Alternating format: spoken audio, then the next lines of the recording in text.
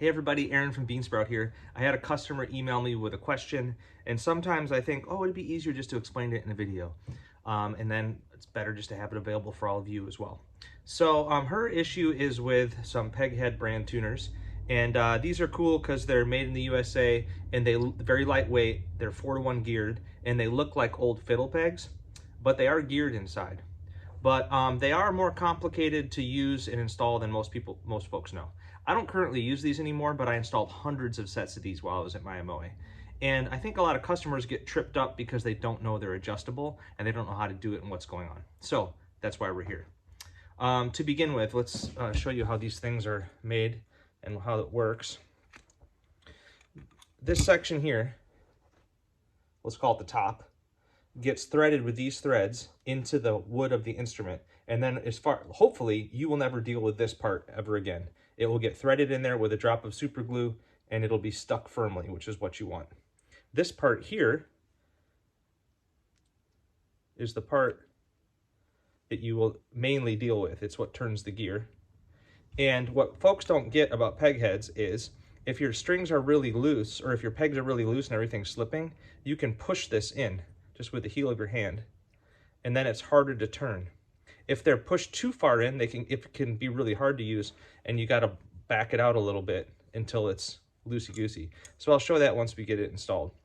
So yeah, that's the number one thing, is customers don't feel safe pushing and pulling on these, but that's how you adjust them. If they're way too loose, you can push it in with the heel of your hand. If they're way too tight, you can try to work it back out again. And the only thing to be worried about is if this part up here, which should be firmly in, if it's spinning in the wooden hole, then it needs to be re-glued or reset, and that's kind of an issue.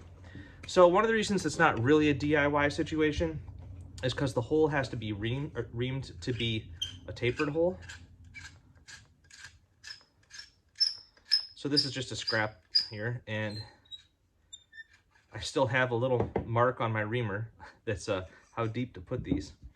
And then the other issue is that in a set there's two different tuners. One's a left-handed thread and one's a right-handed thread, and it's so when your general use of this, the strings aren't backing this out. So I have to look at them to see what's what. There we go.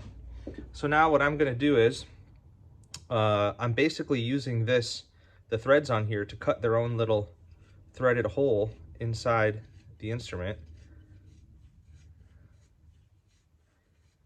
And then you get to a point where it's firmly seated and it's the height you want above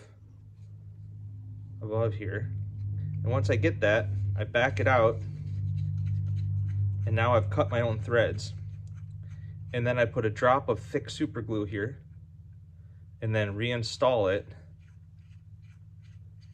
and let that glue dry.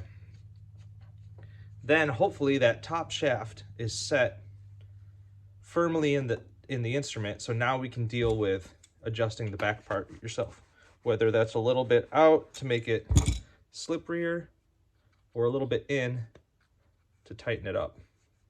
Before we did this video, I got out an old instrument of mine. I haven't played this in many years, but I built it in 2014, and all my tuners feel pretty good, except this one feels a little loose. So all I'm going to do is just give it a little, that's it. And now it feels about like the other ones. Occasionally I've seen customers who have gotten it so tight that trying to turn this is actually turning the top part as well, which is making that loose in the wood, in which case it needs to be backed out, re-glued, screwed back in, let it sit, and then go from there.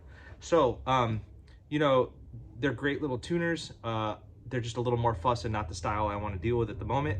But I was just thinking these would look great on like a little, you know, Hawaiian-inspired instrument from the 1920s kind of version, where you didn't want to use the wooden pegs that have no gears in them. These have gears. So yeah, I hope that's helpful, and drop me a line if you have any questions. Bye.